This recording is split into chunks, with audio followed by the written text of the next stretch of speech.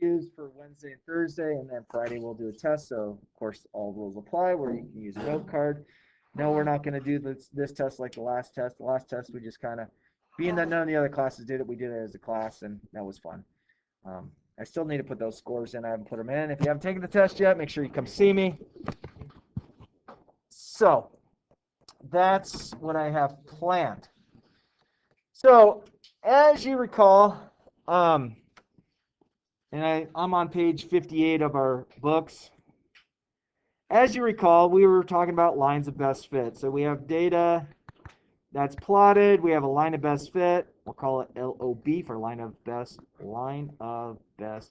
fit. It's because I forgot how to do this. Thanks for telling me.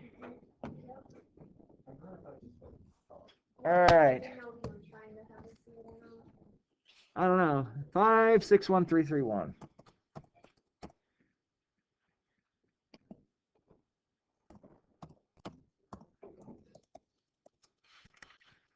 Enter waiting room.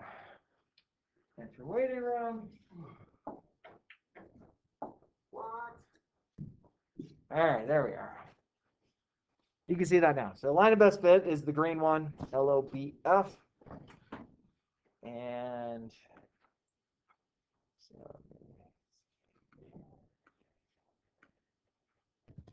all right, so we've talked about a term, and we've seen it on like box and whiskers. So if we did a box and whiskers, we've seen like this kind of situation. And then we have something out here, and this is an outlier. Okay, so an outlier on a line of best fit. So if we picked something like this could be an outlier, meaning it's not part of our data. Basically, our regression is huge compared to the rest of the regression. Okay, so this point here, this outlier here, will influence our line of best fit. Okay, so what should we do with that line of that outlier? Well, one, we should investigate it. We need to see why that data happened. Did we plug it in incorrectly, or was it truly just something that happened in a way that we weren't expecting? If I included this outlier, our line of best fit might look something like this, or let's bring that down. Probably won't look quite as exaggerated as that, but so it's going to change our slope. It's going to change our y-intercept. It's going to change a whole lot of things. So we need to definitely take a look at what that outlier is, if we can ignore it or not. If we choose to ignore it, we have to tell the people, if we're doing a report, that we are eliminating these particular outliers, and this is the reason why. We've all watched some games on TV, whether it's football, baseball, whatever. Every now and then you have a game that the scores are so obscure that you wouldn't expect that. The Illinois Penn State football game that went to 9 overtimes was a relatively low scoring game, but why was that a lower scoring game at 9 overtimes this past weekend than in the past? I mean, there was a time that I remember seeing Eli Manning playing for Ole Miss, and they were playing another team. I can't remember who they were playing, but they went to 7 overtimes, and then they changed the whole overtime thing in order to do it. So the time of the game that Eli Manning was in that went to 7 overtimes versus the Illinois game that went to 9 overtimes, the 9 overtime game took less time than the other one, and it's because they changed the rules. So that might be something to subject to talk about an outlier. Did this outlier occur because something in our study or something we were doing observations had changed from what we had seen in the past? We are all living in a time that I'm pretty sure gas prices have gone up considerably. Would you agree with that? Now, I'm not trying to bring politics into this, but just a thing that you would note, if you filled up your tank lately, you realize your tank that usually probably cost anywhere between $25 and $30 fill is now closer to $50. I've seen some people that post on social media going, I had a 40-gallon tank and my fuel to fill it up was $127. Sir, when you got your first car, how much was it? It was like $1.20. Are you serious? And then the Gulf War happened, so we started pirating gasoline, Yeah. and it dropped down to 70 cents a gallon. Yeah, that was ridiculous. But in the 70s, in the early 70s, they had the big fuel crisis. And that was when, like you used to be able to get gasoline in the early 70s for 30, 40 cents a gallon, and it jumped up to $1.50 a gallon, which sounds like an absolute blessing today. But back in the 70s, when minimum wage was like $1.06 an hour, it was significant. And but yeah, gasoline truly has done all kinds of weird things. And I know I say it often, but I drive by in my electric car, and I don't worry about it. You just go home and charge it? And plug it in, yeah. If I have to. So it doesn't look like I needed to charge it tonight because of my 270-mile charge, I still have 260 miles left, and being I live about 10 miles from here, it doesn't eat up a whole lot of. So you got a lot of trips out of your car without having to charge it? Yeah. When you went, like you got all the way in. I took the gas car there. Oh. My wife's Subaru gets like 400 miles per tank, and then I go fill it up, and I'd be like, feeling bad about myself going. It wouldn't make it I have an app that will show me stations. I can change the app to say show me only tier 3 stations, which is really fast charging. Tier 2 stations, which could be relatively fast charging. Tier 1, you're going to grow old letting it charge on that. The tier 1 charging, if I charge at my house on the tier 1, just a regular plug like this, if I was at, the longest I've charged it all in one sitting was, we were down to like 7 or 8%.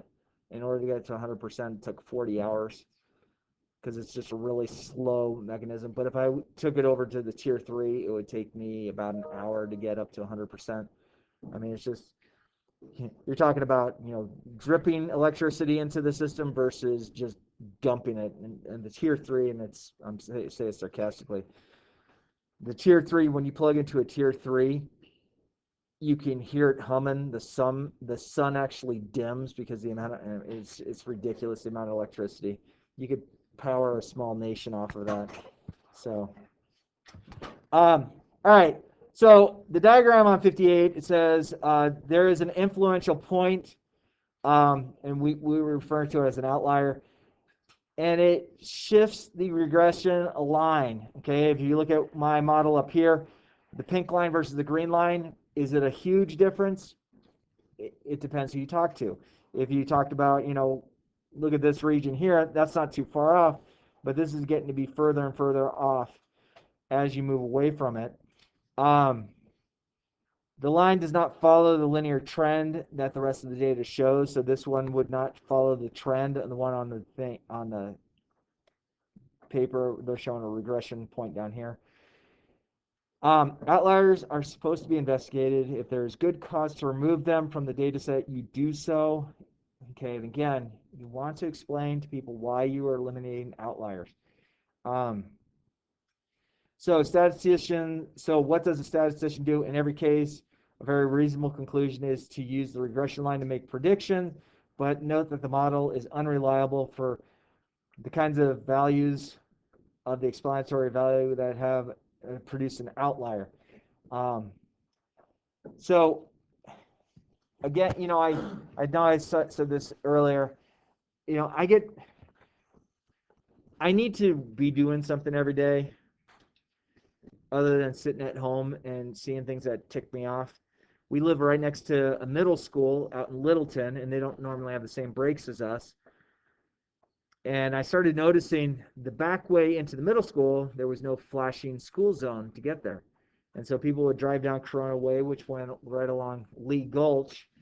There was people that, they're just flying. And of course you have kids riding bikes, kids walking to school, and then you have this 30-mile-an-hour speed limit that people are more than doubling to get their little kiddos to school so they don't have to be late to work.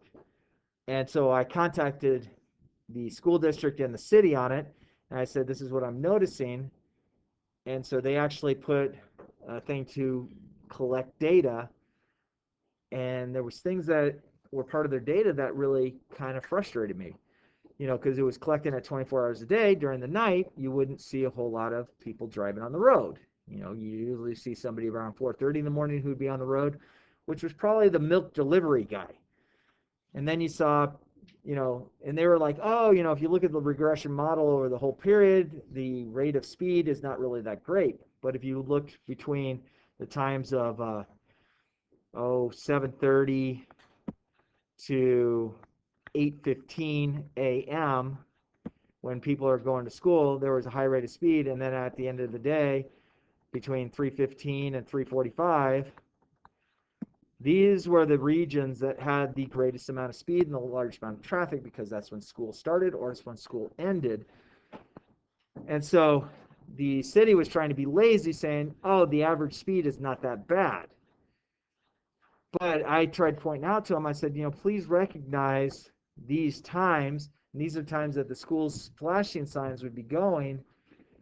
And what I was mainly trying to do is I was just trying to make it safe for my kids to walk to school, because I live basically 5 or 6 house lengths from the middle school. And any kid that lives on our street or in my neighborhood on our side would always say, I almost got hit by a car crossing Corona Way, because people are, they're putting on makeup while they're trying to go to work, trying to drop their kid off, trying to check, see 12 different texts or other social media. And so after me being the squeaky wheel, pointing out these times, I finally got them to make it a flashing school zone. But it took a lot of things, and it actually came down to a point where I met with the principal and said, can you meet me by these tennis courts and just watch down the road? And I had him stand there, and he's like, oh my gosh, people are really driving fast. And I said, I need you to also let the city know this is taking place. And so fortunately the principal worked with me on it, and hopefully we, at least in Stirrup's mind, we created a safer environment for kids. I had one neighbor who got all upset with me because he can see the flashing school zone sign from his bathroom window. And I'm like, it's your bathroom window. Who cares? It's down the street. The guy who lives right across from me, he's happier than heck, because he's much older than me, and he's the same guy that I'll probably be in my later years. Um, hey, I don't like seeing people speed, especially if they're in a neighborhood. Don't get me wrong, I'm a hypocrite. On a highway, I'll break the speed limit. In a neighborhood, I won't. Okay, I ride my bike through my neighborhoods very often. Last time I actually gave my road bike to a student here at Creek a couple years ago, because the last time I rode my road bike, I had to lay it down because a trash truck decided to run the stop sign on Clarkson, and I wound up underneath the trash truck. Fortunately, none of the wheels had impacted with me, which was great. The guy got out of the truck, started yelling, screaming at me when he was the one who ran the stop sign. So, I guess I'm too bored in days when I'm working. I don't have time to deal with society. When I have long breaks, such as summer and stuff, I find things to nitpick. So I'm getting to be an old fool, I guess. Um, we talk about the influential points are almost always outliers of the x variable, for the reason that pertain to the underlying mathematics, creating a regression equations. Outliers in the variable are less likely to influence the position of the regression line. On page 59, they're talking about points A, B, and C. All of them don't fit into the general form of the scatter plot. I'd say that B would probably fit into our scatter plot, or our line of best fit, even though it's far out from our data in the x direction. It does line up in the x and y direction to where close to it, but A and C would be things that we might choose to ignore so we can get a better model for it. Our model, if we had a whole lot of things that were falling outside, we collected more data, we might be able to fit it a little bit better. The thing on page 59 has about 20 points that they're talking about. If you truly have that many outliers, I'd say collect more data or choose to ignore it. But if you ignore it, explain to the person who's reading it why you're not doing it. It says that point A is an influential point because the explanatory variable outlier does not fit in the general linear trend of the scatter plot. This point will reduce the slope of the regression line, makes the regression line more horizontal, reduces the correlation, makes it closer to 0, and reduce the strength of the association. Point B could be an influential point, but is not. Although it is an outlier in the x variable, the point lies in the same linear path as the rest of the data. The effect of the point B will be to increase the correlation closer to 1, increase the association between the variables, but the regression line will not move. Point C is also an outlier, and that would actually allow the slope to be a little bit higher in that thought process. So, do you pretty much understand what an outlier is going to do? And again, friends, if you choose to ignore an outlier, if you're putting a report together, please, please, please, tell people I'm not going to use this point or these points because of this reason, and that becomes a suitable thing to do. It's when you try to hide your data is when they might discredit you on information. So I would say let's have us give you time, work on it now. Page 173, 174, and that will definitely go into the gradebook. Obviously, our first quarter grades are done. Yes, your grades continue. When I first started teaching, you taught first quarter, and then today would be a new quarter where the grades would reset. We don't do that. So are you happy with what your quarter grade was?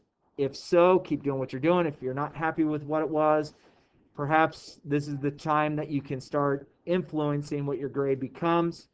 And those are just some keys for me. And there are some of you that still owe me some quizzes, so I did not get those last quizzes in yet. I will get them in. I'll try and get them in next period. I don't have too many things. I have to cover a 6th period class because a teacher is conveniently sick today.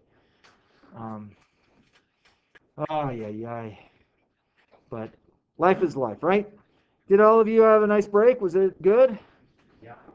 Anyone go to any magical places more magical than Tempe, Arizona? Where'd you go? Oregon. Really? Was it a nice trip? Yeah. Good. Is leaves still changing up there, or are they all falling off yet? Cool. I like that. Anyone else take a big trip anywhere? Where'd you go? Montana. Montana? How was that? It was cool. I went to Montana State and went to college. Oh, really? Yeah, it was nice. It's a good school. For sure. My oldest daughter, that was in her top 3, but chose to go to Nebraska instead. So, yeah, I like Montana. It's a good state. Yeah, So.